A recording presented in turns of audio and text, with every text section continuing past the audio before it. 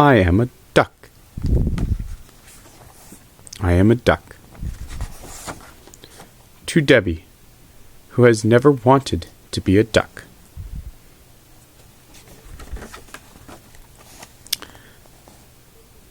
My name is Simon, and I am a duck. Simon was not really a duck. He was really just a little boy. In fact, he was a very ordinary little boy, except for one thing. He wanted to be a duck. Simon had wanted to be a duck for as long as he could remember. He had wanted to be a duck for so long that he could not even remember why. Every day on his way to school, when all the other children were laughing and joking and telling funny stories, Simon walked down the sidewalk all by himself, wishing that he were a duck. He gazed up into the blue sky and smiled at the bright yellow sun shining down on him. My name is Simon, and I am a duck, he said over and over to himself, but he knew that he was not. One day in school, Simon pretended that he was a duck. The teacher called out his name, and instead of saying, "Yes, Miss Huckleberry," he said, "Quack." All the other children thought that he was very funny, but Miss Huckleberry did not. She made Simon stay in late and write on the blackboard 500 times, "I must not quack in school."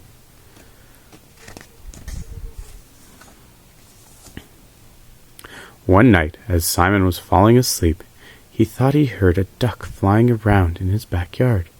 He jumped from his bed very quickly to see if it really was a duck. He jumped up so quickly that he hit his head on his bookshelf. In fact, he hit his head so hard that he forgot all about the duck sound coming from his backyard. He forgot all about everything else, too. Everything became black and silent and strange.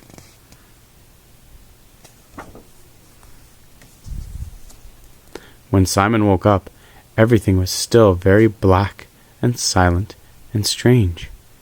He reached out to turn on the lamp, but it was not there.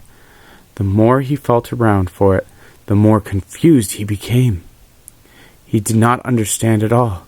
It seemed as if he was not in his bed, but curled up inside a smooth, round, very dark container.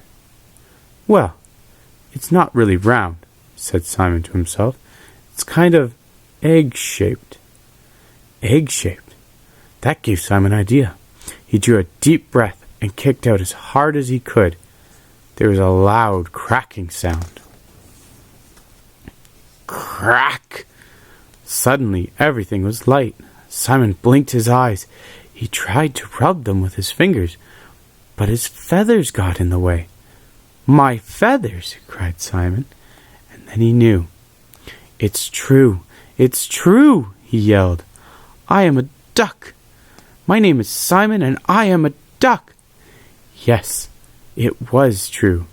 Somehow, Simon was a duck, and the container he had broken out of was his egg.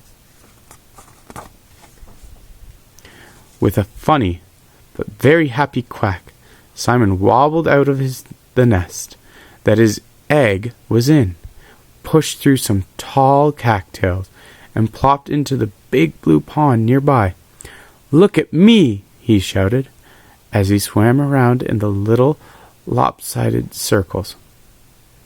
"Look, everybody, I am a duck!" But after Simon had paddled around for a while, he became very, very tired. "Being a duck is not as easy as it looks," he said out loud as he climbed back on shore. "I beg your pardon?" said a voice. Simon did not know there was anyone else around. He looked up. There in front of him was a wise old drake. "Hi there, sir," said Simon. "My name is Simon, and I am a duck."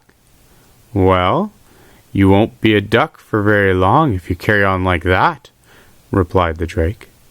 "A little duckling like you could get eaten by a pike, and you were swimming right out there in the middle of the pond where every pike in the neighborhood could see you." "Eaten by a pike?" asked Simon. "There are snapping turtles and water snakes around here too," continued the drake. "Snapping turtles and water snakes?" asked Simon. "Eagles and hawks are not such a problem as they used to be, but we still see a few," added the drake. "Eagles and hawks?" asked Simon. "And there are hunters with shotguns, although they don't usually come around until autumn," concluded the drake. "Hunters with shotguns?" asked Simon. "I didn't know that this was such a dangerous business." "Oh, yes," said the drake. "You have to be pretty sharp to make it as a duck these days." "Thanks a lot for telling me these things, sir," Simon said. "Now can you tell me one more thing?" "Certainly," answered the drake. "What would you like to know?" "I was just wondering if you remembered seeing a freshly cracked egg around here somewhere. I am not really sure where I left mine." "Oh, yes," replied the drake. "I spotted it as I flew in." He showed Simon the cattails that the egg was lying behind, and a safe way to get across the pond without being noticed by the pikes and turtles and snakes and eagles and hawks. "Thank you very much, sir," said Simon, as he started off towards the nest. "Thank you very much indeed."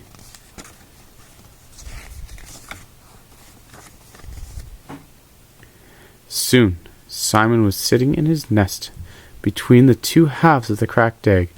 Balancing carefully, he crawled into the big half, and gently as he could, with his two feathery wings, he put the other half in place.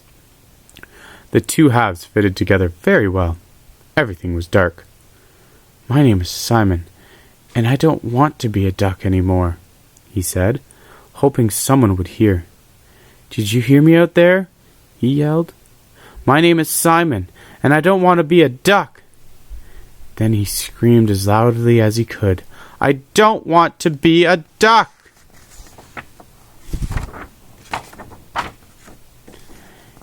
In a few moments after he had stopped crying, he saw that he was no longer a duck at all. He was just Simon, an ordinary little boy, sitting up straight in his ordinary little bed. Things were much different for Simon from then on. The next morning on his way to school, he did not even think about ducks. As he walked along the sidewalk, he gazed up into the blue sky and smiled at the bright yellow sun shining down on him.